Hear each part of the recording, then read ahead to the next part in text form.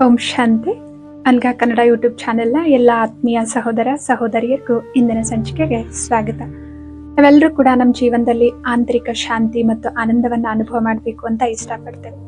So ಎಲ್ಲರೂ ಕೂಡ ಆತ್ಮವಿಶ್ವಾಸವನ್ನ ಹೊಂದಬೇಕು, ಒಂದು ಸುರಕ್ಷತೆಯ ಭಾವನೆಯನ್ನ ಅನುಭವ ಮಾಡಬೇಕು, ಆತ್ಮಗೌರವದಲ್ಲಿರಬೇಕು, ಎಲ್ಲರ ಬಗ್ಗೆನೂ ಕೂಡ ಪ್ರೀತಿಯನ್ನ ಇಟ್ಕೊಳ್ಬೇಕು, ಕರುಣ, ದಯ, ಕ್ಷಮೆ ಅನ್ನುವಂತಹ ಭಾವನೆಗಳು ನಮ್ಮಲ್ಲಿ ಇರಬೇಕು. ಸತ್ಯ ಮಾರ್ಗದಲ್ಲಿ ನಾವು ಮುಂದುವರಿಬೇಕು, ಸತ್ಯವನ್ನ ಮಾತಾಡಬೇಕು, ಅಥವಾ ಸೂಕ್ಷ್ಮ ವಿಷಯಗಳನ್ನ ನಾವು ಗ್ರಹಿಸಬೇಕು, ಅಥವಾ ನಮ್ಮ ಅಂತ ಪ್ರಜ್ಞೆ ಧ್ವನಿ ಏನಿದೆ ಅದನ್ನ ಕೇಳಬೇಕು, ಅಥವಾ ಆಧ್ಯಾತ್ಮಿಕವಾದ ಉನ್ನತಿಯನ್ನ ಹೊಂದಬೇಕು, ಆ ಪರಮಾನಂದವನ್ನ ಅನುಭವ ಮಾಡಬೇಕು ಅಂತ ಇಷ್ಟಪಡ್ತಾರೆ. ಇದಕ್ಕೆ ಹಲವಾರು ಜನರು ಹಲವಾರು ರೀತಿಯಲ್ಲಿ ಬೇರೆ ಬೇರೆ ಮಾರ್ಗಗಳಲ್ಲಿ ಮುಂದುವರಿತಾರೆ ಮತ್ತು ಈ ಗುಣಗಳನ್ನ, ಈ ಭಾವನೆಗಳನ್ನ ಅನುಭವ ಮಾಡ್ತಾರೆ. ಒಂದ್ ಬಾರಿ ಒಬ್ರು ಒಂದು ಪ್ರಶ್ನೆಯನ್ನ ಕೇಳಿದ್ರು. ರಾಜಯೋಗ ಮೆಡಿಟೇಷನ್ದಲ್ಲಿ ಕುಂಡಲಿನಿ ಶಕ್ತಿಯನ್ನ ಜಾಗೃತ ಮಾಡೋದು ಮತ್ತು ಚಕ್ರ ಆಕ್ಟಿವೇಶನ್ ಅಥವಾ ಬ್ಯಾಲೆನ್ಸಿಂಗ್ ಮಾಡೋದು, ಈ ರೀತಿ ಧ್ಯಾನ ನೀವು ಅಭ್ಯಾಸ ಮಾಡೋದಿಲ್ವಾ? ಏನ್ ವ್ಯತ್ಯಾಸ ಇದೆ ಅಂತ ತಿಳಿಸ್ಕೊಡಿ ಅಂತ ಹೇಳ್ಬಿಟ್ಟು ಈ ರೀತಿ ಪ್ರಶ್ನೆ ಕೇಳಿದ್ರು. ಸೊ ಆದ್ರಿಂದ ಇವತ್ತಿನ ಈ ಸಂಚಿಕೆಯಲ್ಲಿ ಚಕ್ರಗಳ ಬಗ್ಗೆ ಅಥವಾ ಕುಂಡಲಿನಿಯ ಶಕ್ತಿಯ ಬಗ್ಗೆ ನಾನೇನ್ ಅರ್ಥ ಮಾಡ್ಕೊಂಡಿದ್ದೇನೆ ಅದ್ರ ಬಗ್ಗೆ ಸ್ವಲ್ಪ ಸಂಕ್ಷಿಪ್ತವಾಗಿ ತಿಳಿಸ್ತೇನೆ. ಮತ್ತು ನಮ್ಮ ರಾಜಯೋಗದಲ್ಲಿ ಈ ಚಕ್ರಗಳ ಆಕ್ಟಿವೇಶನ್ ಇಂದ ಅಥವಾ ಬ್ಯಾಲೆನ್ಸ್ ಮಾಡೋದ್ರಿಂದ ಏನೆಲ್ಲ ಲಾಭವನ್ನ ಪಡೆದುಕೊಳ್ತಾರೆ ಅಂತ ಹೇಳ್ತಾರಲ್ವಾ, ಹಾಗೆ ನಾವು ರಾಜಯೋಗದಲ್ಲಿ ಏನ್ ಅಭ್ಯಾಸ ಮಾಡ್ತೀವಿ ಮತ್ತು ಎಲ್ಲ ಲಾಭಗಳನ್ನ ನಾವು ಕೂಡ ಹೇಗೆ ಪಡೆದುಕೊಳ್ತೀವಿ ಅಂತ ಹೇಳ್ಬಿಟ್ಟು ಇದ್ರ ಬಗ್ಗೆ ಸ್ವಲ್ಪ ಕ್ಲಾರಿಟಿಯನ್ನ ನಾನು ಕೊಡುವಂತ ಒಂದು ಚಿಕ್ಕ ಪ್ರಯತ್ನವನ್ನ ಇಲ್ಲಿ ಇಂದಿನ ಸಂಚಿಕೆಯಲ್ಲಿ ಮಾಡ್ತಾ ಇದ್ದೇನೆ. ಸೊ ಕುಂಡಲಿನಿ ಶಕ್ತಿ ಅಂತ ಹೇಳ್ಬಿಟ್ಟು ನಮ್ಮ ಶರೀರದಲ್ಲಿ ಒಂದು ಅಗಾಧವಾದ ಸೂಕ್ತ ರೀತಿಯಲ್ಲಿ ಶಕ್ತಿ ಇದೆ. ಅದು ಧ್ಯಾನ ಮಾಡೋದ್ರ ಮೂಲಕ ಅಥವಾ ಗುರುವಿನ ಆಶೀರ್ವಾದ ಅಥವಾ ಸಹಯೋಗದಿಂದ ಅಥವಾ ಹಲವಾರು ಮಾರ್ಗಗಳಿಂದ ಅದನ್ನ ನಾವು ಆಕ್ಟಿವೇಟ್ ಮಾಡ್ಬೋದು. ಅದು ಚಕ್ರಗಳ ಮೂಲಕ ಮೇಲ್ಮುಖವಾಗಿ ಹರಿಯುತ್ತೆ. ಎಲ್ಲ ಮೇನ್ ಆಗಿ 7 ಚಕ್ರಗಳಿದಾವೆ. ಈ ಚಕ್ರಗಳು ಆಕ್ಟಿವೇಟ್ ಆದ್ವು ಅಂತಂದ್ರೆ ನಮ್ಮ ಜೀವನದಲ್ಲಿ ನಮ್ಮ ಮಾನಸಿಕ ಆರೋಗ್ಯ ಆಗ್ಲಿ, ಭಾವನಾತ್ಮಕ ಆರೋಗ್ಯ ಆಗ್ಲಿ, ಶಾರೀರಿಕ ಆರೋಗ್ಯ ಆಗ್ಲಿ, ಸಾಮಾಜಿಕ ಆರೋಗ್ಯ ಆಗ್ಲಿ, ಆಧ್ಯಾತ್ಮಿಕ ಆರೋಗ್ಯ ಆಗ್ಲಿ, ಎಲ್ಲಾನು ಕೂಡ ಚೆನ್ನಾಗಿರುತ್ತೆ. ಜೀವನದಲ್ಲಿ ಎಲ್ಲ ಅಜ್ಞಾನಗಳು ದೂರ ಆಗ್ತವೆ. ನಾವು ಸದಾ ಸಂತೋಷವಾಗಿ ಖುಷಿಯಾಗಿರ್ಬೋದು ಅನ್ನುವಂತಹ ನಂಬಿಕೆ ಮತ್ತು ಮಾನ್ಯತೆ ಇದೆ. ಸೊ ಇದ್ರ ಬಗ್ಗೆ ನಾವು ಸಂಕ್ಷಿಪ್ತವಾಗಿ ತಿಳಿದುಕೊಳ್ಳೋದಾದ್ರೆ, ಸೊ ನಮ್ಗೆ ಎಲ್ರಿಗೂ ಕೂಡ ಗೊತ್ತಿರುವಂತೆ ನಮ್ಗೆ 2 ಶರೀರ ಇದಾವೆ. ಈ ಕಣ್ಣಿಗೆ ಕಾಣಿಸುವಂತಹ ಸ್ಥೂಲವಾದ ಶರೀರ ಮತ್ತು ಈ ಶರೀರದ ಒಳಗಡೆ ಸೂಕ್ಷ್ಮವಾದ ಶರೀರ, ಅದಕ್ಕೆ ಆಸ್ಟ್ರಲ್ ಬಾಡಿ ಅಥವಾ ಎನರ್ಜಿ ಬಾಡಿ ಅಂತ ಬೇರೆ ಬೇರೆ ಶಬ್ದಗಳಲ್ಲಿ ಕೂಡ ನಾವು ಕರೀತೇವೆ. ಸೊ ಈ ಚಕ್ರಗಳು ಸ್ಥೂಲವಾದ ಶರೀರದಲ್ಲ, ಆದ್ರೆ ಸೂಕ್ಷ್ಮವಾದ ಶರೀರದಲ್ಲಿದ್ದಾವೆ ಅನ್ನುವಂತಹ ನಂಬಿಕೆ ಇದೆ. ಸೊ ಇವುಗಳು 7 ಚಕ್ರಗಳಾಗಿದ್ದಾವೆ. ನಮ್ಮ ಬೆನ್ನು ಮೂಳೆಯಿಂದ ಕೆಳಗಡೆ ಭಾಗದಲ್ಲಿ ಇರುವಂತಹ ಚಕ್ರಕ್ಕೆ ನಾವು ಮೂಲಾಧಾರ ಚಕ್ರ ಅಂತ ಹೇಳ್ಬಿಟ್ಟು ಕರಿತೇವೆ. ಪ್ರತಿಯೊಂದು ಚಕ್ರನು ಕೂಡ ಒಂದು ಬಣ್ಣವನ್ನ ಇಂಡಿಕೇಟ್ ಮಾಡುತ್ತೆ. ಸೊ ಮೂಲಾಧಾರ ಚಕ್ರ ರೆಡ್ ಕಲರ್, ಕೆಂಪು ಬಣ್ಣದಿಂದ ಕೂಡಿದೆ. ಸೊ ಈ ಚಕ್ರ ಓಪನ್ ಆಗಿತ್ತು ಮತ್ತು ಸಮತೋಲನದಲ್ಲಿ ಇತ್ತು ಅಂತಂದ್ರೆ, ಬ್ಯಾಲೆನ್ಸಿಂಗ್ ಆಗಿತ್ತು ಅಂತಂದ್ರೆ ನಾವು ನಮ್ಮ ಜೀವನದಲ್ಲಿ ಎಲ್ಲಾ ಭಯಗಳಿಂದ ಮುಕ್ತ ಆಗ್ತೇವೆ, ಸುರಕ್ಷತೆಯ ಅನುಭವ ಮಾಡ್ತೇವೆ, ಸ್ಥಿರತೆಯ ಅನುಭವ ಮಾಡ್ತೀವಿ ಅಂತ ಹೇಳ್ಬಿಟ್ಟು ನಂಬಿಕೆ ಇದೆ. ಸೊ ಈ ಚಕ್ರ ಎಲ್ಲಾ ಚಕ್ರಗಳಿಗೆ ಅಡಿಪಾಯ ಆಗಿದೆ. ಸೊ ಒಂದು ಚಕ್ರ ಬ್ಲಾಕ್ ಆದ್ರೆ ಇನ್ನೊಂದು ಚಕ್ರಕ್ಕೂ ಕೂಡ ಅದರ ಪ್ರಭಾವ ಬೀರುತ್ತೆ ಅಂತ ಹೇಳ್ಬಿಟ್ಟು ಹೇಳ್ತಾರೆ. ಉದಾಹರಣೆಗೆ ಈ ಶರೀರ ಒಂದು ಈಗ ಕುತ್ತಿಗೆ ಭಾಗ ಇದೆ, ತಲೆಯ ಭಾಗ ಇದೆ. ಕುತ್ತಿಗೆ ನೋವಾದ್ರೆ ತಲೆಗೂ ಕೂಡ, ಅಂದ್ರೆ ಒಂದು ಭಾಗಕ್ಕೆ ನೋವಾದ್ರೆ ಇನ್ನೊಂದು ಶರೀರದ ಭಾಗಕ್ಕೂ ಕೂಡ ನೋವಾಗುತ್ತಲ್ವಾ. ತಲೆ ನೋವಾಗ್ತಾ ಇದೆ ಅಂತಂದ್ರೆ ನಮ್ಗೆ ಮನಸ್ಸಿಗೂ ಕೂಡ ಕಿರಿಕಿರಿ ಅನ್ಸುತ್ತಲ್ವಾ. ಅಂತಂದ್ರೆ ಹೀಗೆ ಒಂದು ಚಕ್ರದಲ್ಲಿ ಎನರ್ಜಿ ಏನಾದ್ರೂ ಬ್ಲಾಕೇಜ್ ಆದ್ರೆ ಇನ್ನೊಂದು ಚಕ್ರಕ್ಕೂ ಕೂಡ ಅದರ ಪ್ರಭಾವ ಬೀರುತ್ತೆ ಅನ್ನುವಂತಹ ನಂಬಿಕೆನೂ ಕೂಡ ಇದೆ. ಸೊ 2ನೇ ಚಕ್ರ ನಮ್ಮ ಹೊಕ್ಕಳಿನ 3 ಬೆರಳು ಕೆಳಗಡೆ ಇದೆ ಅಂತ ಹೇಳ್ಬಿಟ್ಟು ಹೇಳ್ತಾರೆ. ಅದಕ್ಕೆ ಸ್ವಾದಿಷ್ಠಾನ ಚಕ್ರ ಅಂತ ಹೇಳ್ಬಿಟ್ಟು ಹೇಳ್ತಾರೆ. ಸೊ ಇದಕ್ಕೆ ಕಲರು ಅಂತಂದ್ರೆ ಆರೆಂಜ್ ಕಲರ್ ಬಣ್ಣದಲ್ಲಿ ಇದು ಇದೆ ಅಂತ ಹೇಳ್ತಾರೆ. ಈ ಚಕ್ರ ಓಪನ್ ಆಗಿತ್ತು, ಆಕ್ಟಿವೇಟ್ ಆಗಿತ್ತು ಅಂತಂದ್ರೆ ನಾವು ಆತ್ಮಗೌರವ ಮತ್ತು ನಮ್ಮ ಕ್ರಿಯೇಟಿವ್ ಮೈಂಡ್ ಇದೆ ಅಲ್ವಾ, ಕ್ರಿಯೇಟಿವ್ ಶಕ್ತಿ ಏನಿದೆ ಅಲ್ವಾ, ರಚನಾತ್ಮಕವಾದ ಶಕ್ತಿ ಏನಿದೆ ಅಲ್ವಾ, ಸೃಜನಶೀಲತೆ ಅಂತಾನು ಕೂಡ ಹೇಳ್ತಾರೆ. ಇದು ಸರಿಯಾಗಿ ಕೆಲಸ ಮಾಡುತ್ತೆ ಅಂತ ಹೇಳ್ಬಿಟ್ಟು ಹೇಳ್ತಾರೆ. ಕ್ರಿಯೇಟಿವ್ ಆಗಿ ಕೆಲಸ ಮಾಡೋದಕ್ಕೆ ಇದು ಮೂಲ ಕೇಂದ್ರ ಆಗಿದೆ ಅಂತ ಹೇಳ್ತಾರೆ. ಸೊ ಅಂತಂದ್ರೆ ವ್ಯಕ್ತಿ ತುಂಬಾ ಚೆನ್ನಾಗಿ ಡಿಫ್ರೆಂಟ್ ಆಗಿ ಎಲ್ಲ ಕೆಲಸ ಕಾರ್ಯಗಳನ್ನ ಮಾಡ್ತಾರೆ. ಈ ಚಕ್ರ ಓಪನ್ ಆಗಿತ್ತು ಮತ್ತು ಇಲ್ಲಿ ಸಮತೋಲನ ಅನ್ನೋದು ಇತ್ತು ಅಂತಂದ್ರೆ ಸೊ ಎಲ್ಲಾ ಭಾವನೆಗಳನ್ನ ಸಮತೋಲನದಲ್ಲಿ ಅವ್ರು ಇಟ್ಕೊಳ್ತಾರೆ, ಕ್ರಿಯೇಟಿವ್ ಆಗಿ ಕೆಲಸಗಳನ್ನ ಮಾಡ್ತಾರೆ ಅಂತ ಹೇಳ್ಬಿಟ್ಟು ನಂಬಲಾಗಿದೆ. ಇದಾದ್ಮೇಲೆ 3ನೇ ಚಕ್ರ ಅಂತಂದ್ರೆ ಮಣಿಪುರ ಚಕ್ರ ಅಂತ ಹೇಳ್ಬಿಟ್ಟು ಕರೀತಾರೆ. ಇದು ನಮ್ಮ ಹೊಕ್ಕಳು ಇರುವಂತಹ ಜಾಗದಲ್ಲಿದೆ ಅಂತ ಹೇಳ್ಬಿಟ್ಟು ನಂಬಲಾಗಿದೆ. ಇದರ ಬಣ್ಣ ಅಂತಂದ್ರೆ ಯೆಲ್ಲೋ ಕಲರ್ ಆಗಿದೆ. ಪ್ರತಿಯೊಂದು ಚಕ್ರಕ್ಕೂ ಕೂಡ ಒಂದು ಮೂಲ ಬೀಜ ಅಕ್ಷರನೂ ಕೂಡ ಹೇಳ್ತಾರೆ, ಅದ್ರ ಉಚ್ಚಾರಣೆನೂ ಕೂಡ ಮಾಡ್ತಾರೆ. ಕೆಲವೊಂದು ಬಾರಿ ಆ ಚಕ್ರದ ಆಕ್ಟಿವೇಶನ್ ಮಾಡಬೇಕು ಅಥವಾ ಆ ಎನರ್ಜಿಯನ್ನು ಸಮತೋಲನ ಮಾಡಬೇಕು ಅಂತಂದ್ರೆ ಆ ಮೂಲ ಅಕ್ಷರಗಳ ಉಚ್ಚಾರಣೆ ಮಾಡ್ತಾ, ಧ್ಯಾನ ಮಾಡ್ತಾ ಇವುಗಳನ್ನ ಆಕ್ಟಿವೇಟ್ ಮಾಡ್ತಾರೆ, ಎನರ್ಜಿನ ಬ್ಯಾಲೆನ್ಸಿಂಗ್ ಮಾಡ್ತಾರೆ ಅಂತ ಹೇಳ್ಬಿಟ್ಟು ಹಲವಾರು ಜನರು ಇದ್ರ ಬಗ್ಗೆ ಹೇಳ್ತಾರೆ. ಸೊ ಮಣಿಪುರ ಚಕ್ರ ಏನು ಇಂಡಿಕೇಟ್ ಮಾಡುತ್ತೆ ಅಂತಂದ್ರೆ ನಮ್ಮ ಆತ್ಮ ಗೌರವ ಮತ್ತು ಆತ್ಮವಿಶ್ವಾಸವನ್ನ, ಅದರ ಮೂಲ ಇದಾಗಿದೆ. ಯಾರ್ದು ಮಣಿಪುರ ಚಕ್ರ ಓಪನ್ ಆಗಿರುತ್ತೆ ಮತ್ತು ಶಕ್ತಿಯ ಹರಿವು ಚೆನ್ನಾಗಿರುತ್ತೆ, ಬ್ಯಾಲೆನ್ಸ್ ಅಲ್ಲಿ ಇರುತ್ತೆ ಅಂತಂದ್ರೆ ಅವ್ರು ಎಲ್ಲಾ ಜೀವನದ ಎಲ್ಲಾ ಕ್ಷೇತ್ರದಲ್ಲಿ ಕೂಡ ಬಹಳಷ್ಟು ಆತ್ಮವಿಶ್ವಾಸದಿಂದ ಇರ್ತಾರೆ. ಪ್ರತಿಯೊಂದು ಕೆಲಸವನ್ನ ಚೆನ್ನಾಗಿ ಮಾಡ್ತಾರೆ, ಉತ್ಸಾಹದಿಂದ ಮಾಡ್ತಾರೆ. ಸೆಲ್ಫ್ ರೆಸ್ಪೆಕ್ಟ್ ಅಲ್ಲಿ ಅವ್ರು ಇರ್ತಾರೆ ಅಂತ ಹೇಳ್ಬಿಟ್ಟು ಪ್ರತಿಯೊಂದು ಕೆಲಸವನ್ನ ಕಾನ್ಫಿಡೆಂಟ್ ಆಗಿ ಅವ್ರು ಮಾತಾಡೋದೇ ಆಗಿರ್ಲಿ ಅಥವಾ ಪ್ರೆಸೆಂಟೇಷನ್ ಆಗಿರ್ಲಿ ಅಥವಾ ಜೀವನದ ಯಾವ್ದಾದ್ರು ಕಾರ್ಯ ಆಗಿರ್ಬೋದು ಅಂತ ಹೇಳ್ಬಿಟ್ಟು ಹೇಳ್ತಾರೆ. ಹೇಳೋ ಉದ್ದೇಶ ಅಂದ್ರೆ ಆತ್ಮಗೌರವ ಮತ್ತು ಆತ್ಮವಿಶ್ವಾಸಕ್ಕೆ ಮೂಲ ಎನರ್ಜಿ ಕೇಂದ್ರ ಅಂತಂದ್ರೆ ಮಣಿಪುರ ಚಕ್ರ ಅಂತ ಹೇಳ್ಬಿಟ್ಟು ಹೇಳ್ತಾರೆ. ಸೊ ಇದರಿಂದ ಮೇಲಕ್ಕೆ ಹೋದ್ರೆ 4ನೇ ಚಕ್ರ ನಮ್ಮ ಹೃದಯ ಭಾಗದಲ್ಲಿ, ಅಂದ್ರೆ ಹೃದಯ ಎಲ್ಲಿದೆ ಅಂತ ಹೇಳ್ತಿಲ್ಲ ಅಲ್ಲಿ ಇದೆ. ಇದಕ್ಕೆ ಹಾರ್ಟ್ ಚಕ್ರ ಅಂತಾನು ಕೂಡ ಇಂಗ್ಲಿಷ್ ಅಲ್ಲಿ ಹೇಳ್ತಾರೆ. ಅನಾಹತ್ ಚಕ್ರ ಅಂತ ಹೇಳ್ಬಿಟ್ಟು ಈ ಚಕ್ರದ ಹೆಸರನ್ನ ಹೇಳ್ತಾರೆ. ಸೊ ಇದು ಹೃದಯ ಅಂದ್ರೆ ನಮ್ಮೆಲ್ರಿಗೂ ಕೂಡ ನೆನಪಾಗೋದು ಏನು ಪ್ರೀತಿ ಅಲ್ವಾ. ಸೊ ದಯ, ಕರುಣೆ, ಪ್ರೀತಿ, ಕ್ಷಮೆ ಭಾವನೆ, ಸದ್ಭಾವನೆ ಎಲ್ಲರ ಪ್ರತಿ. ಸೊ ಈ ರೀತಿಯ ಭಾವನೆಗಳ ಮೂಲ ಕೇಂದ್ರ, ಶಕ್ತಿಯ ಕೇಂದ್ರ ಅಂತಂದ್ರೆ ಈ ಹಾರ್ಟ್ ಚಕ್ರ ಆಗಿದೆ, ಅನಾಹತ್ ಚಕ್ರ ಆಗಿದೆ ಅಂತ ಹೇಳ್ಬಿಟ್ಟು ಸೊ ಹೇಳಲಾಗುತ್ತೆ. ಸೊ ಇದಕ್ಕಿಂತ ಮೇಲೆ ಹೋದ್ರೆ ವಿಶುದ್ಧ ಚಕ್ರ, ಥ್ರೋಟ್ ಚಕ್ರ ಅಂತ ಹೇಳ್ಬಿಟ್ಟು ಹೇಳ್ತಾರೆ. ಇದು ನಮ್ಮ ಗಂಟಲು ಎಲ್ಲಿದೆ ಅಲ್ವಾ ಆ ಸ್ಥಳದಲ್ಲಿ ಇದೆ ಅಂತ ಹೇಳ್ತಾರೆ. ಹಾರ್ಟ್ ಚಕ್ರದ ಕಲರು ಅಂತಂದ್ರೆ ಗ್ರೀನ್ ಕಲರ್ ಆಗಿದೆ ಮತ್ತು ವಿಶುದ್ಧ ಚಕ್ರ ಅಥವಾ ಥ್ರೋಟ್ ಚಕ್ರ ಅಂತಂದ್ರೆ ನೀಲಿ ಬಣ್ಣದ್ದು ಅಂತ ಹೇಳ್ತಾರೆ.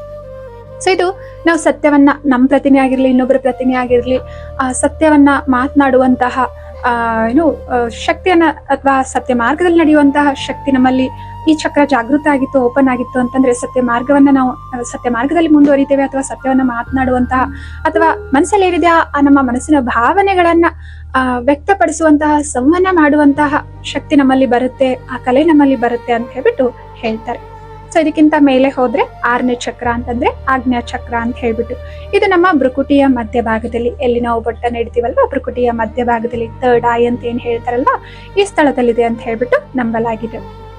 ಯಾವಾಗ ಈ ಚಕ್ರ ಓಪನ್ ಆಗಿರುತ್ತೆ ಮತ್ತು ಶಕ್ತಿಯ ಬ್ಯಾಲೆನ್ಸ್ ಆಗಿರುತ್ತೆ ಅಂತಂದ್ರೆ ಆವಾಗ ಆ ವ್ಯಕ್ತಿ ತಮ್ಮ ಸುತ್ತಮುತ್ತ ಏನೆಲ್ಲ ನಡೀತಾ ಇದೆ ಅಲ್ವಾ ಅಲ್ಲಿಯ ಸೂಕ್ಷ್ಮತೆಯನ್ನ ಅವರು ಗ್ರಹಿಸ್ತಾರೆ ಮತ್ತು ಅಂತ ಪ್ರಜ್ಞೆಯ ಧ್ವನಿಯನ್ನ ಅವ್ರು ಕೇಳಿಸ್ಕೊಳ್ತಾರೆ. ಇದಕ್ಕೆ ಇಂಗ್ಲಿಷ್ ನಲ್ಲಿ ಇಂಟ್ಯೂಷನ್ ಅಂತಾನು ಕೂಡ ಹೇಳ್ತೇವೆ.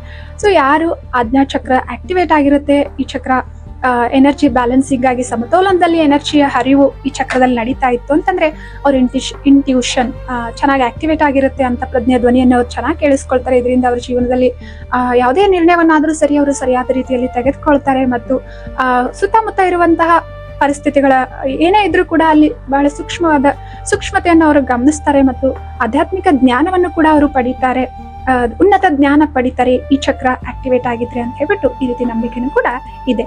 ಸೊ ಇದಾದ್ಮೇಲೆ 7ನೇ ಚಕ್ರ ಅಂತಂದ್ರೆ ಸಹಸ್ರಾರು ಚಕ್ರ ಅಂತ ಹೇಳ್ಬಿಟ್ಟು ಹೇಳ್ತಾರೆ. ಇದು 7ನೇ ಚಕ್ರ, ಲಾಸ್ಟ್ ಚಕ್ರ ಆಗಿದೆ. ಇದು ಕಂಪ್ಲೀಟ್ ಆಗಿ ನಮ್ಮ ನೆತ್ತೆಯ ಮೇಲೆ ಇರುತ್ತೆ ಅಂತ ಹೇಳ್ಬಿಟ್ಟು ಹೇಳ್ತಾರೆ. ಸೊ ಇದು ಹೇಗೆ ವರ್ಣನೆ ಮಾಡ್ತಾರೆ, ಯಾಕೆ ಸಹಸ್ರಾರು ಚಕ್ರ ಅಂತಾರೆ ಅಂತಂದ್ರೆ 1000 ದಳಗಳು ಉಳ್ಳಂತಹ ಒಂದು ಬಿಳಿಯ ಬಣ್ಣದ ಕಮಲದ ಹೂವಿಗೆ ಇದನ್ನ ಹೋಲಿಸ್ತಾರೆ. ಅಂತಂದ್ರೆ ಯಾವಾಗ ಒಬ್ಬ ವ್ಯಕ್ತಿಯ ಆ ಕುಂಡಲಿನಿ ಶಕ್ತಿ, ಸೂಕ್ತವಾದ ಶಕ್ತಿ ಏನಿದೆ ಅದು ನಮ್ಮ ಎಲುಬಿನ ಕೆಳಭಾಗದಲ್ಲಿ ಮೂಲಾಧಾರ ಚಕ್ರ ಎಲ್ಲಿದೆ ಅಲ್ವಾ ಅಲ್ಲಿ ಈ ರೀತಿ ಹೇಗೆ ಹಾವುಗಳು ಹಿಂಗೆ ಸುತ್ತಕೊಂಡಿರ್ತಾವಲ್ಲ ಈ ರೀತಿ ಕುಂಡದ ರೂಪದಲ್ಲಿ ಸೂಕ್ತವಾಗಿ ಇರುತ್ತೆ. ಆ ಶಕ್ತಿಯನ್ನ ನಾವು ಜಾಗೃತ ಮಾಡಿದಾಗ ಈ ಚಕ್ರಗಳ ಮೂಲಕ ಮೇಲ್ಮುಖವಾಗಿ ಹರಿಯುತ್ತೆ. ಅದು ಯಾವಾಗ ಸಹಸ್ರಾರು ಚಕ್ರವನ್ನ ತಲುಪುತ್ತಲ್ವಾ ಆವಾಗ ವ್ಯಕ್ತಿ ಆಧ್ಯಾತ್ಮಿಕ ಉನ್ನತಿಯನ್ನ ಹೊಂದುತ್ತಾರೆ ಅಂತ ಹೇಳ್ಬಿಟ್ಟು ಹೇಳ್ತಾರೆ ಮತ್ತು ಹೈಯರ್ ಕಾನ್ಸಿಯಸ್ ಜೊತೆಗೆ ಅವ್ರು ಕನೆಕ್ಟ್ ಆಗ್ತಾರೆ ಮತ್ತು ಜೀವನದಲ್ಲಿ ಯಾವುದೇ ವಿಷಯದ ಬಗ್ಗೆ ಆಗಿರ್ಬೋದು ಅವರಿಗೆ ಸ್ಪಷ್ಟ ಅರಿವು ಅನ್ನೋದು ಆಗುತ್ತೆ ಅಂತ ಹೇಳ್ಬಿಟ್ಟು ಹೇಳ್ತಾರೆ. ಸೊ ಯಾವಾಗ ಈ 7 ಚಕ್ರಗಳು ಓಪನ್ ಆಗಿರ್ತವೆ, ಆಕ್ಟಿವೇಟ್ ಆಗಿರ್ತವೆ ಮತ್ತು ಈ ಕುಂಡಲಿನಿ ಶಕ್ತಿ ಚಕ್ರಗಳ ಮೂಲಕ ಮೇಲ್ಮುಖವಾಗಿ ಹರಿಯುತ್ತೆ, ಆವಾಗ ಆ ವ್ಯಕ್ತಿ ಜೀವನದಲ್ಲಿರುವಂತಹ ಎಲ್ಲಾ ಭಯಗಳು ದೂರ ಆಗ್ತವೆ, ಆತ್ಮ ಗೌರವದಲ್ಲಿ ಅವರು ಇರ್ತಾರೆ, ಅವರ ಕ್ರಿಯೇಟಿವ್ ಎನರ್ಜಿ ಬಹಳ ಸಕ್ರಿಯವಾಗಿ ಕೆಲಸ ಮಾಡುತ್ತೆ ಮತ್ತು ಆತ್ಮವಿಶ್ವಾಸದಿಂದ ಪ್ರತಿಯೊಂದು ಕೆಲಸ ಕಾರ್ಯಗಳನ್ನ ಅವ್ರು ಮಾಡ್ತಾರೆ. ಎಲ್ಲರೂ ಕೂಡ ನಮ್ಮವರೇ ಅನ್ನುವಂತಹ ಆ ಒನ್ನೆಸ್ ಅನ್ನುವಂತಹ ಭಾವನೆ ಅವರಲ್ಲಿ ಬರುತ್ತೆ. ಪ್ರತಿಯೊಬ್ಬರ ಪ್ರತಿನೂ ಕೂಡ ಸ್ನೇಹ, ಪ್ರೀತಿ, ದಯಾ, ಕರುಣೆ ಅನ್ನೋದು ಅವರಲ್ಲಿ ಇರುತ್ತೆ. ಸೊ ಕ್ಷಮಾ ಭಾವನೆ, ಸದ್ಭಾವನೆ ಅನ್ನೋದು ಅವರಲ್ಲಿ ಇರುತ್ತೆ. ಮತ್ತು ಸತ್ಯದ ಮಾರ್ಗದಲ್ಲಿ ಅವರು ನಡೀತಾರೆ. ಸತ್ಯವನ್ನ ಬಹಳ ಸ್ಪಷ್ಟವಾಗಿ ಅವರು ಮಾತನಾಡ್ತಾರೆ. ತಮ್ಮದೇ ಪ್ರತಿಯಾಗಿರ್ಲಿ, ಇನ್ನೊಬ್ಬರದೇ ಪ್ರತಿಯಾಗಿರ್ಲಿ. ಮತ್ತು ಜ್ಞಾನದಲ್ಲಿ ಉನ್ನತ ಮಟ್ಟವನ್ನ ಅವರು ತಲುಪ್ತಾರೆ. ಸೂಕ್ಷ್ಮ ವಿಚಾರಗಳನ್ನ ಅವ್ರು ಗ್ರಹಿಸ್ತಾರೆ. ಅಂತ ಪ್ರಜ್ಞೆ ಧ್ವನಿಯನ್ನ ಅವ್ರು ಕೇಳಿಸ್ಕೊಳ್ತಾರೆ. ಅವರ ನಿರ್ಣಯ ಶಕ್ತಿ ಚೆನ್ನಾಗಿರುತ್ತೆ. ಮತ್ತು ಅವರು ಏನು ಆಧ್ಯಾತ್ಮಿಕ ಮಾರ್ಗದಲ್ಲಿ ಉನ್ನತೆಯನ್ನ ಹೊಂದುತ್ತಾ ಆ ಪರಮಾನಂದವನ್ನ, ಆಂತರಿಕ ಆನಂದವನ್ನ, ಶಾಂತಿಯನ್ನ ಅವರು ಅನುಭವ ಮಾಡ್ತಾರೆ. ಜೀವನದಲ್ಲಿ ಸುಖ, ಶಾಂತಿ, ಮಾನಸಿಕವಾಗಿ, ಭಾವನಾತ್ಮಕವಾಗಿ ಮತ್ತು ಶಾರೀರಿಕವಾಗಿಗೂ ಕೂಡ ಅವರು ಆರೋಗ್ಯವಾಗಿರ್ತಾರೆ ಅಂತ ಹೇಳ್ಬಿಟ್ಟು ಈ ರೀತಿ ನಂಬಿಕೆ ಇದೆ ಮತ್ತು ಮಾನ್ಯತೆನೂ ಕೂಡ ಇದೆ. ಇದನ್ನ ಹಲವಾರು ಜನರು ಇದನ್ನ ಅಭ್ಯಾಸ ಕೂಡ ಮಾಡ್ತಾರೆ. ಇದರ ಪ್ರತಿಯೊಂದು ಮೂಲ ಅಕ್ಷರದ ಉಚ್ಚಾರಣೆ ಮಾಡ್ತಾ ಅದರ ಲಾಭವನ್ನು ಅವ್ರ ಜೀವನದಲ್ಲಿ ಪಡ್ಕೊಳ್ತಾ ಇರ್ತಾರೆ. ಈ ರೀತಿಯ ಅನುಭವಗಳನ್ನು ನಾವು ಕೇಳ್ತೇವೆ. ಸೊ ಯಾವಾಗ ಇವರು ಒಬ್ರು ನಾನು ಹೇಳಿದಾಗೆ ಪ್ರಶ್ನೆ ಕೇಳಿದ್ರಲ್ಲ, ನೀವು ರಾಜಯೋಗದಲ್ಲಿ ಈ ತರ ಧ್ಯಾನ ಅಭ್ಯಾಸ ಮಾಡೋದಿಲ್ವಾ ಅಂತ ಹೇಳ್ಬಿಟ್ಟು. ರಾಜಯೋಗದಲ್ಲಿ ನಾವು ಯಾವ ರೀತಿ ಅಭ್ಯಾಸ ಮಾಡ್ತೀವಿ ಅಂದ್ರೆ, ಈ ರೀತಿ ಹೆಸರಂತೂ ಇರೋದಿಲ್ಲ. ಕುಂಡಲಿನಿ ಶಕ್ತಿಯ ಜಾಗೃತಿ ಮಾಡೋದು ಅಥವಾ ಚಕ್ರಗಳ ಆಕ್ಟಿವೇಶನ್ ಅಂತ ಹೇಳ್ಬಿಟ್ಟು ಈ ರೀತಿ ನಾವು ಮಾಡೋದಿಲ್ಲ. ರಾಜಯೋಗದಲ್ಲಿ ಯಾವ ರೀತಿ ನಾವು ಧ್ಯಾನವನ್ನ ಅಭ್ಯಾಸ ಮಾಡ್ತೀವಿ ಅಂತಂದ್ರೆ, ಖಂಡಿತವಾಗ್ಲೂ ನಮ್ಗೆ 2 ಶರೀರ ಇದಾವೆ. ಈ ಸ್ಥೂಲ ಶರೀರ 5 ತತ್ವಗಳಿಂದ ಮಾಡಿದ್ದು, ಮತ್ತೆ ಇನ್ನೊಂದು ಎನರ್ಜಿ ಬಾಡಿ ಅಥವಾ ಆಸ್ಟ್ರಲ್ ಬಾಡಿ ಅಥವಾ ಎನರ್ಜಿ ಸೂಕ್ಷ್ಮ ಶರೀರ ಅಂತ ಏನ್ ಹೇಳ್ತೀವಲ್ವಾ ಅದು. ಸೊ ನಾವು ಅಭ್ಯಾಸ ಮಾಡೋ ರಾಜಯೋಗದಲ್ಲಿ ಈ ಭ್ರುಕುಟಿಯ ಮಧ್ಯಭಾಗದಲ್ಲಿ ಇಲ್ಲಿ, ಸೊ ನಾವೆಲ್ಲರೂ ಕೂಡ ಚೈತನ್ಯ ಶಕ್ತಿ ಆತ್ಮ ಆಗಿದ್ದೇವೆ. ಇಲ್ಲಿ ಮೆದುಳಿನಲ್ಲಿ ಹೈಪೋಥಲಾಮಸ್ ಏನ್ ಪಿಟ್ಯುಟರಿ ಗ್ಲ್ಯಾಂಡ್ಸ್ ಇದಾವೆ ಅಂತ ಹೇಳ್ತಾರಲ್ಲ, ಆ 2 ಮಧ್ಯಭಾಗದಲ್ಲಿ ಆತ್ಮ ನಿವಾಸ ಮಾಡುತ್ತೆ. ಆತ್ಮ ಚೈತನ್ಯ ಶಕ್ತಿಯಾಗಿದೆ, ಎನರ್ಜಿ ಆಗಿದೆ, ಅಜರ ಅಮರ ಅವಿನಾಶಿಯಾಗಿದೆ. ಸೊ ನಾವು ರಾಜಯೋಗದಲ್ಲಿ ಮೊದಲು ಸೋಲ್ ಕಾನ್ಸಿಯಸ್ ಅನ್ನ ಪ್ರಾಕ್ಟೀಸ್ ಮಾಡ್ತೇವೆ. ಅಂತಂದ್ರೆ ನಮ್ಮ ಶಾಂತವಾಗಿ ಕುಳಿತುಕೊಂಡು ಭ್ರುಕುಟಿಯ ಮಧ್ಯಭಾಗದಲ್ಲಿ ಸ್ವಯಂ ನನ್ನ ಸೂಕ್ಷ್ಮ ಎನರ್ಜಿಯನ್ನ ಅನುಭವ ಮಾಡುವಂತಹ ಅಥವಾ ವಿಜುವಲೈಸ್ ಮಾಡುವಂತಹ ಮೊದಲನೇದಾಗಿ ಈ ಕಾನ್ಸಿಯಸ್ ಅನ್ನ ಪ್ರಾಕ್ಟೀಸ್ ಮಾಡ್ತೇವೆ. ಆತ್ಮನಲ್ಲಿ ಮೂಲವಾಗಿ 7 ಗುಣಗಳು ಇದ್ದಾವೆ. ಮೊದಲನೇದಾಗಿ ಶಾಂತಿ, 2ನೇದು ಶಕ್ತಿ, 3ನೇದು ಪವಿತ್ರತೆ, 4ನೇದು ಜ್ಞಾನ, 5ನೇದು ಸಂತೋಷ, 6ನೇದು ಆನಂದ, 7ನೇದು ಪ್ರೀತಿಯಾಗಿದೆ. ಸೊ ನಾವು ರಾಜಯೋಗದಲ್ಲಿ ಮೊದಲನೇದಾಗಿ ಸೋಲ್ ಕಾನ್ಸಿಯಸ್ನೆಸ್, 2ನೇದಾಗಿ ಈ ಗುಣಗಳ ಅಭ್ಯಾಸವನ್ನ ನಾವು ಮಾಡ್ತೇವೆ. ನಾನು ಶಾಂತ ಸ್ವರೂಪ ಆತ್ಮ ಆಗಿದ್ದೇನೆ. ಶಾಂತಿಯ ಕಂಪನಗಳು ನನ್ನಿಂದ ಹರಡ್ತಾ ಇದ್ದಾವೆ ಶರೀರದಲ್ಲಿ.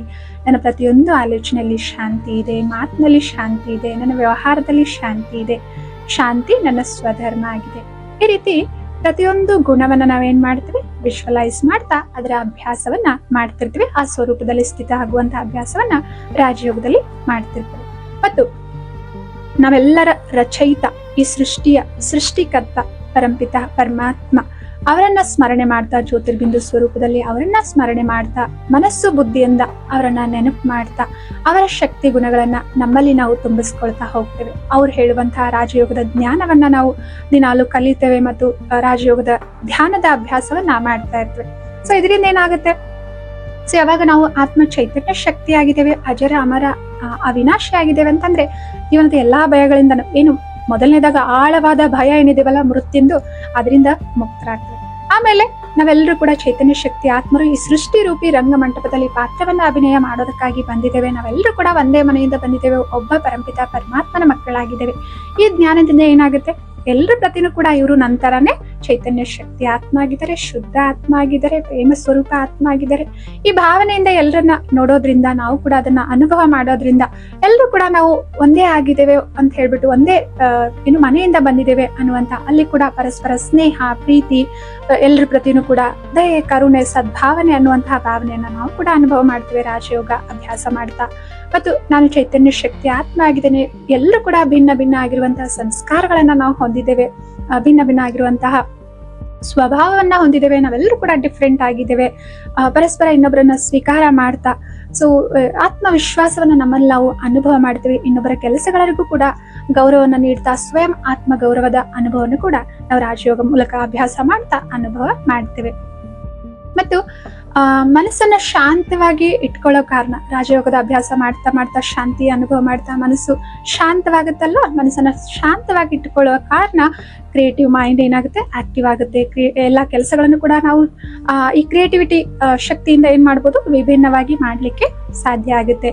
ಮತ್ತು ಯಾವಾಗ ಮನಸ್ಸು ಶಾಂತವಾಗಿರುತ್ತೆ, ಸ್ಥಿರವಾಗಿರುತ್ತೆ, ಅವಾಗ ನಮ್ಮ ಇಂಟ್ಯೂಷನ್ ಅನ್ನೋದು ಆಕ್ಟಿವೇಟ್ ಆಗುತ್ತೆ ಅಂತಂದ್ರೆ ಅಂತ ಪ್ರಜ್ಞೆ ಅನ್ನೋದು. ಸೊ ನಮ್ಮೊಳಗಡೆನೆ ನಮ್ಮ ಜೀವನಕ್ಕೆ ಅಗತ್ಯವಿರುವಂತಹ ಜ್ಞಾನ ಒಳಗಡೆನೆ ಇದೆ. ಸೊ ಅವಾಗ ಏನಾಗುತ್ತೆ, ನಾವು ಶಾಂತವಾಗಿದ್ದೀವಿ, ಎಂಥದೇ ಪರಿಸ್ಥಿತಿ ಸವಾಲಿದ್ರು ಕೂಡ ಸ್ಥಿರವಾಗಿದ್ದೇವೆ, ನಮ್ಮ ಮನಸ್ಸಿನ ಜೊತೆ ನಾವು ಸೆಲ್ಫ್ ಟಾಕ್ ಮಾಡುವಂತ ಅಭ್ಯಾಸ ನಮ್ಗಿದೆ ಅಂತಂದ್ರೆ ಖಂಡಿತವಾಗ್ಲೂ ಒಳಗಡೆ ಒಂದು ಧ್ವನಿ ಬರುತ್ತೆ, ಇದು ಬೇಡ ಅನಿಸ್ತಾ ಇದೆ ನನ್ಗೆ, ಇದನ್ನ ಮಾಡೋಣ ಅನಿಸ್ತಾ ಇದೆ, ಸ್ವಲ್ಪ ಕಾಯೋಣ ಅನಿಸ್ತಾ ಇದೆ ಅಲ್ವಾ. ಈ ರೀತಿ ಇಂಟ್ಯೂಷನ್ ನಮ್ಗೆ ಬರುತ್ತಲ್ವಾ, ಅದನ್ನ ನಾವು ಕ್ಯಾಚ್ ಮಾಡಿದ್ವಿ, ಅದರಿಂದ ನಾವು ನಡೆದುಕೊಂಡ್ವಿ ಅಂತಂದ್ರೆ ಖಂಡಿತವಾಗ್ಲೂ ಅಂಥದ್ದೇ ನಿರ್ಣಯವನ್ನ ನಾವು ತೆಗೆದುಕೊಂಡ್ವಿ ಅಂತಂದ್ರೆ ಖಂಡಿತವಾಗ್ಲೂ ಇದು ತುಂಬಾ ಜೀವನದಲ್ಲಿ ಸಕಾರಾತ್ಮಕವಾದ ನಿರ್ಣಯಗಳನ್ನ, ಸರಿಯಾದ ನಿರ್ಣಯಗಳನ್ನ ತೆಗೆದುಕೊಳ್ಳಿಕ್ಕೆ ಸಹಾಯ ಮಾಡುತ್ತೆ. ಸೊ ಈ ರೀತಿ ರಾಜಯೋಗ ಏನ್ ಮಾಡುತ್ತೆ, ಈ ರಾಜಯೋಗದ ಜ್ಞಾನವನ್ನ ನಾವು ಕಲಿತುಕೊಳ್ಳೋದ್ರಿಂದ ಈ ಸೃಷ್ಟಿಯಲ್ಲಿರುವಂತಹ ಕರ್ಮ ಸಿದ್ಧಾಂತದ ನಿಯಮಗಳ ಸ್ಪಷ್ಟ ಅರಿವು ಉಂಟಾಗುತ್ತೆ.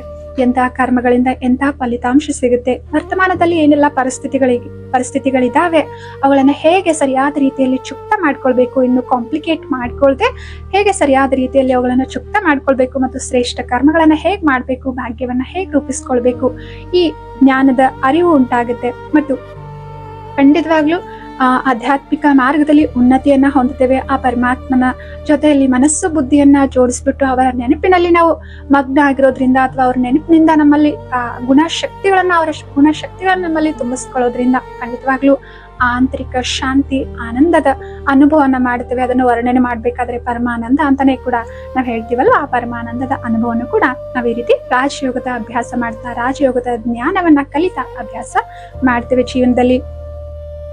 ಈ ಗುಣಶಕ್ತಿಗಳನ್ನ ಕೂಡ ನಾವು ಅನುಭವ ಮಾಡ್ತೇವೆ. ಸೊ ಎಲ್ಲರೂ ಕೂಡ ನಾವು ಜೀವನದಲ್ಲಿ ಬಯಸೋದೇನು, ಕೊನೆಗೆ ಎಲ್ಲರೂ ಕೂಡ ಶಾಂತವಾಗಿರ್ಬೇಕು, ಖುಷಿಯಾಗಿರ್ಬೇಕು, ಸ್ಥಿರವಾಗಿರ್ಬೇಕು, ಬರುವಂತ ಪರಿಸ್ಥಿತಿಗಳನ್ನ ಬಹಳ ಸ್ಥಿರವಾಗಿದ್ದು ಎದುರಿಸಬೇಕು ಅಂತ ಹೇಳ್ಬಿಟ್ಟು ಇದನ್ನ ಇಷ್ಟಪಡ್ತೇವೆ. ಸೊ ಈ ಸ್ಥಿತಿಯನ್ನ ನಮ್ಮ ಜೀವನದಲ್ಲಿ ನಾವು ಮಾಡ್ಕೊಳ್ಳೋದಕ್ಕಾಗಿ ಹಲವಾರು ಮಾರ್ಗಗಳನ್ನ ಹಲವಾರು ಜನರು ಅಭ್ಯಾಸ ಮಾಡ್ತಾ ಇದ್ದಾರೆ. ಸೊ ಹಾಗೇನೆ ಪ್ರತಿಯೊಂದು ಮಾರ್ಗನೂ ಭಿನ್ನ ಆಗಿದೆ, ಆದ್ರೆ ಡೆಸ್ಟಿನೇಷನ್ ಎಲ್ರದ್ದು ಕೂಡ ಎಲ್ಲರೂ ಖುಷಿಯಾಗಿರ್ಬೇಕು, ಶಾಂತವಾಗಿರ್ಬೇಕು, ಆನಂದವಾಗಿರ್ಬೇಕು ಅಂತಾನೆ ಅಲ್ವಾ. ಬೆಂಗಳೂರಿಂದ ಡೆಲ್ಲಿಗೆ ಹೋಗ್ಬೇಕಾದ್ರೆ ಹಲವಾರು ಮಾರ್ಗಗಳಿದಾವೆ, ಆದ್ರೆ ನಮ್ಗೆ ಯಾವ್ದು ಸರಿ ಅನ್ಸುತ್ತೆ, ನಮ್ಗೆ ಯಾವ್ದು ಇಷ್ಟ ಇದೆ ಆ ಮಾರ್ಗಗಳನ್ನ ಆಯ್ಕೆ ಮಾಡ್ಕೊಂಡ್ಬಿಟ್ಟು ನಾವು ಹೋಗ್ತೀವಿ. ಇಲ್ಲಿ ಯಾವುದೇ ಹೋಲಿಕೆನೇ ಇಲ್ಲ, ಕಂಪ್ಯಾರಿಸನ್ ಇಲ್ಲ, ಹೆಚ್ಚು ಕಡಿಮೆ ಅನ್ನೋ ಮಾತು ಕೂಡ ಇಲ್ಲ.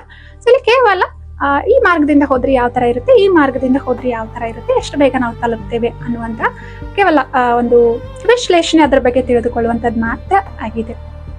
ಸೊ ಆದ್ರಿಂದ ನೀವು ಕೂಡ ಯಾವ ಒಂದು ಹಲವಾರು ಜನರು ಹಲವಾರು ರೀತಿಯ ಅಭ್ಯಾಸಗಳನ್ನ ಮಾಡ್ತಾ ಅವ್ರ ಜೀವನದಲ್ಲಿ ದೃಢತೆ ಆಗಿರ್ಬೋದು, ಆತ್ಮವಿಶ್ವಾಸ ಆಗಿರ್ಬೋದು, ಅಥವಾ ಖುಷಿ ಆಗಿರ್ಬೋದು, ಶಾಂತಿ ಆಗಿರ್ಬೋದು, ಅದನ್ನ ಅನುಭವ ಮಾಡ್ತಾ ಇದ್ರು. ತಾವು ಕೂಡ ಯಾವ ಒಂದು ಮಾರ್ಗವನ್ನ ಅನುಸರಣೆ ಮಾಡ್ತಾ, ಅಥವಾ ಯಾವ ಒಂದು ಧ್ಯಾನವನ್ನ ಅಭ್ಯಾಸ ಮಾಡ್ತಾ, ಸೊ ನಿಮ್ಮ ಜೀವನದಲ್ಲಿ ಈ ತರದ ಆತ್ಮವಿಶ್ವಾಸ, ಆತ್ಮಗೌರವ ಆಗಿರ್ಬೋದು, ಅಥವಾ ನಿರ್ಭಯತೆಯ ಸಂಸ್ಕಾರ ಆಗಿರ್ಬೋದು, ಅಥವಾ ಈ ಆಂತರಿಕ ಶಾಂತಿ, ಆನಂದ ಆಗಿರ್ಬೋದು, ಅಥವಾ ಆಧ್ಯಾತ್ಮಿಕ ಉನ್ನತಿಯನ್ನ ನೀವು ಹೊಂದುತ್ತಾ ಇದ್ದೀರಾ ಅಂತ ಖಂಡಿತವಾಗ್ಲೂ ಈ ವಿಡಿಯೋದ ಕಾಮೆಂಟ್ ಮಾಡ್ಬಿಟ್ಟು ನಮ್ಮೊಂದಿಗೆ ನೀವು ಹಂಚ್ಕೊಳ್ಬಹುದಾಗಿದೆ. ಆತ್ಮೀಯ ಸಹೋದರ ಸಹೋದರಿಯರೇ, ಈ ತರದ ಏನಾದ್ರೂ ಪ್ರಶ್ನೆಗಳು ನಿಮ್ಗೆ ಯಾರಾದ್ರೂ ಕೇಳಿದ್ರು ಅಂತಂದ್ರೆ ಗೊತ್ತಿರೋರು ಅವರೊಂದಿಗೆ ಈ ವಿಡಿಯೋನ ಕೂಡ ಹಂಚ್ಕೊಳ್ಬಹುದಾಗಿದೆ. ಇಂತಹ ವಿಷಯಗಳನ್ನ ನೀವು ಕೇಳಲಿಕ್ಕೆ ಬಯಸ್ತೀರಾ ಅಂತಂದ್ರೆ ಖಂಡಿತವಾಗ್ಲೂ ಅನ್ಗಾ ಕನ್ನಡ ಯೂಟ್ಯೂಬ್ ಚಾನೆಲ್ ಅನ್ನ ನೀವು ಸಬ್ಸ್ಕ್ರೈಬ್ ಮಾಡ್ಕೊಳ್ಬಹುದಾಗಿದೆ. ಮುಂದಿನ ಸಂಚಿಕೆಯಲ್ಲಿ ಮತ್ತೊಂದು ಸುಂದರವಾದ ವಿಷಯದೊಂದಿಗೆ ನಾವೆಲ್ಲರೂ ಕೂಡ ಭೇಟಿಯಾಗೋಣ. ಅಲ್ಲಿವರೆಗೂ ತಮ್ಮೆಲ್ಲರಿಗೂ ಕೂಡ ನಮಸ್ತೆ, ಓಂ ಶಾಂತಿ.